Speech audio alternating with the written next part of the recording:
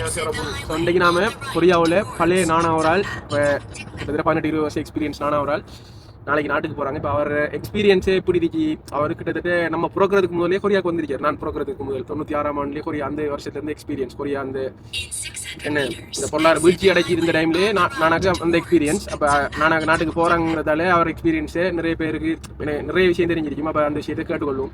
என்ன மாதிரி வலைக்கும் அஸ்ஸலாம் வரஹ்மத்துல்லாஹி. நானா இப்போ நாளைக்கு நாட்டுக்கு போகிறாங்க. நீங்கள் ஃபர்ஸ்ட் என்னன்னா இப்போ கொரியாவுக்கு வந்தீங்க? நான் வந்து 1996ஆம் ஆண்டு கொரியாவுக்கு வந்தேன். வந்து 98ஆம் ஆண்டு வரை இருந்தேன். 98ஆம் ஆண்டுல கொரியாவில் IMF வந்துச்சு. அதால அந்த நேரம் எங்களுக்கு சம்பளம் 6.5 லட்சம் ரூபா. 6 லட்சம் 65 மாதம். அந்த நேரம் 750-800 ஒன் $1 இருந்துச்சு. ஸ்ரீலங்கா சல்லிக்கு ஒரு 50,000 சம்பளம் அப்படி எடுத்தோம். அந்த நேரம் பெரிய ஒரு தொகையா இருந்தது. அது அந்த டைம் அந்த காசி 50,000 ஒரு பெரிய தொகையா இருந்துச்சு. அது பிறகு IMFல எடுக்கிற அந்த நேரம் ஒரு $1 1600-700 போயிடுச்சு. அதால எங்களுக்கு வேலையும் இல்லை, ஒருத்தருக்கு உழைக்க இயலாத நிலைமையால நாங்க நாட்டுக்கு போய் திரும்பி வந்துட்டோம். அதுக்கு பிறகு 2005ஆம் ஆண்டு அப்ப என்னன்னா இப்ப எக்ஸாம் சிஸ்டம் இருந்துச்சா எப்படி இருந்துச்சு? எக்ஸாம் சிஸ்டம் இது சேம் சிஸ்டம். அதே அந்த நேரம் வந்தது கவர்மெண்ட் கோட்டா. கவர்மெண்ட் ஒவ்வொரு எம்பிமார் 10 பேர் கொடுத்து அப்படி வந்தார்கள் தான் மிச்சம் பேர். அப்புறம் நீங்க 96ஆம் ஆண்டு இந்த பொருளாதார வீழ்ச்சி கொரியாவில் வரக்குள்ள நாட்டுக்கு போனீங்க. வேலை இல்லாம நாட்டுக்கு போய் 9 வருஷம் 10 வருஷம் நாட்டுல இருந்துட்டு திருப்பி 2005ஆம் ஆண்டு திருப்பி டூரிஸ்ட் விசாவில் நான் வந்து 2 வருஷத்துக்கு பிறகு ரெஃப்யூஜி விசாவில் அதுக்கு பிறகு இருந்து கொஞ்சம் வேலை செஞ்சு மிச்சம். அதுக்கு பிறகு நல்ல அப்போ அந்த டைம் என்ன மாதிரி நல்ல பொருளாதாரம் இதாயிடுச்சு. அந்த நேரம் இன்னொன்று சொன்னீங்க, அந்த டைம்ல எப்படி இந்த மக்கள் இந்த நாட்டுக்கு உதவினாங்க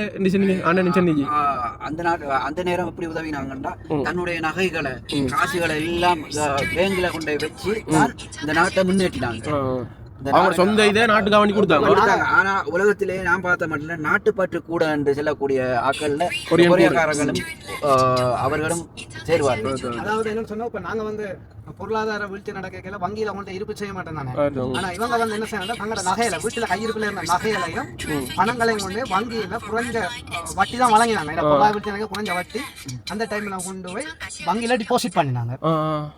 கவர்மெண்ட் சப்போர்ட் பண்றதுக்கு சப்போர்ட் பண்றதுக்கு அப்ப வங்கி தங்கம் வந்து அதிகமா இருந்தது, பணமும் குறைவா இருந்தது.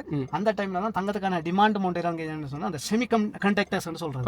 இந்த செமி கண்டக்டர்ஸ் தயாரிக்கிற நாடுகள் தான் ஜப்பான், ஜெர்மன், சவுத் கொரியா இன்றைக்கு 1வது-2வது நிற்குது.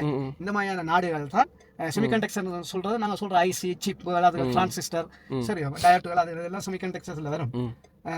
அந்த தங்கங்களை பயன்படுத்தி அதுகளை தயாரிக்க தொடங்கினாங்க. என்ன சொன்னா அது தயாரிக்கிறதுக்கு தங்கம் தேவைப்படுது.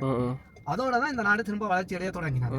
இன்றைக்கும் செமிகண்டக்டர்ஸ்ல வாகன உற்பத்தி அல்ல இதெல்லாம் இந்த நாடு விட எங்களோட மூத்த உறுப்பினருக்கு நிறைய தெரியும். அப்ப நீங்க 2005ல வந்து கிட்டத்தட்ட 20 வருஷம் எக்ஸ்பீரியன்ஸ் லைஃப் வரணும். 18-20 வருஷம் எக்ஸ்பீரியன்ஸ். எப்படி இப்போ எக்ஸாம் எழுதி வரவங்க இப்போ நிறைய பேர் கிட்ட கேட்காங்க, உழைக்கலாமா, என்ன மாதிரி சேர்க்கலாமா, இங்கே எப்படி செலவுன்னு கேட்காங்க. அதை பற்றி உங்களோட கருத்து எப்படி நினைச்சாங்க? வந்து கஷ்டமோ நஷ்டமோ ஒரு கம்பெனியில தொடர்ந்து வேலை செஞ்சா சம்பளம் எடுத்தா அழகா உழைக்கலாம், சரியா சேமிக்கலாம். கஷ்டம் தான், சும்மா 4-5 லட்சம் சும்மா தூக்கி தர மாட்டாங்க, சும்மா சம்பளம் தர மாட்டாங்க, சரியா. நாட்டில் இருக்கிற அந்த மைண்டோட வந்து இங்க அதே மைண்டோட வந்து வேலை செய்யக்கூடாது. இங்கே ஸ்டைலுக்கு மாறணும். வேலை தொடர்ந்து ஒரே ஃப்ரீக்வன்சில வேலை செய்யக்கூடிய ஒரு பழக்கத்துக்கு வரும். நாட்டுல நாம மேசன் வேலை கஷ்டப்பட்டு செய்வோம்.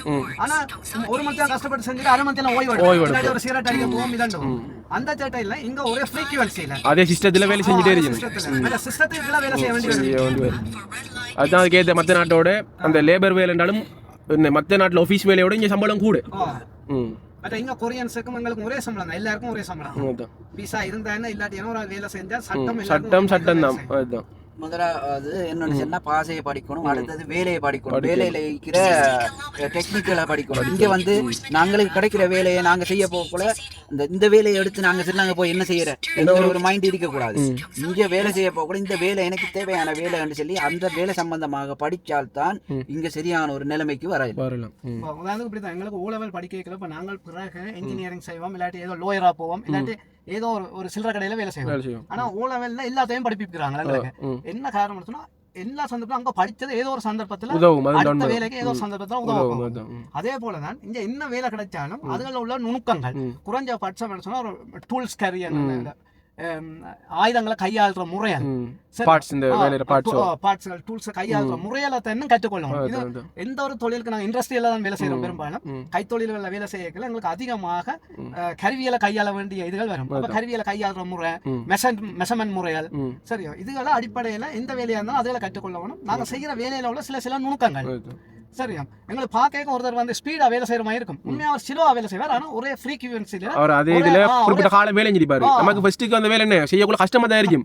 எந்த வேலையா இருந்தாலும் இப்ப நான் நம்ம ஃபர்ஸ்ட் கஷ்டம் ஒரு 3 மாசம் பல்ல கடிச்சு பிடிச்சி நிப்பம்னா என்ன இடமும் பலவிடும் மொழியும் பலவிடும் நம்ம அந்த வேலையும் பலவிடும். அதுதான் 3 மாசம் பல்ல கடிச்சு கொண்டு நின்றா அதுல நீடிச்சு நிக்கலாம். இப்படி இவ்வளவுதான் விஷயம். நானோட இப்படி செய்யணும்னு இருந்தேன். நானோட எக்ஸ்பீரியன்ஸ் இதை நிறைய பேர் கேட்குறீங்க. இது மாதிரி இன்னும் நிறைய வீடியோக்கள் புது வீடியோக்கள் பல நிறைய அனுபவங்களை ஷேர் பண்ணுறதுக்கு நம்மளுடைய சொல்போரிஸ் நீங்கள் Facebook, YouTube, TikTok, Instagram account மூலமாக தாரத்துக்கு காத்துட்ருக்கோம். கட்டாயம் நம்மளுடைய அக்கௌண்ட்டை ஃபாலோ அண்ட் சப்ஸ்கிரைப் பண்ணி வச்சுக்கொள்ளுங்க. அதான் எனக்கு ஒரு பெரிய ஒரு மோட்டிவாக இருக்கும். ஸோ உங்களுக்கு தெரிய நிறைய ஃப்ரெண்ட்ஸுக்கு இந்த வீடியோ ஷேர் பண்ணி நீங்கள் அவங்களுக்கும் யூஸ்ஃபுல்லாக இருக்குன்னு சொல்ல முடியும். வேறு என்ன விஷயம் தெரிஞ்சுக்கணும்னு சொல்லிட்டு கமெண்ட் பண்ணுங்கள். So see you in the video.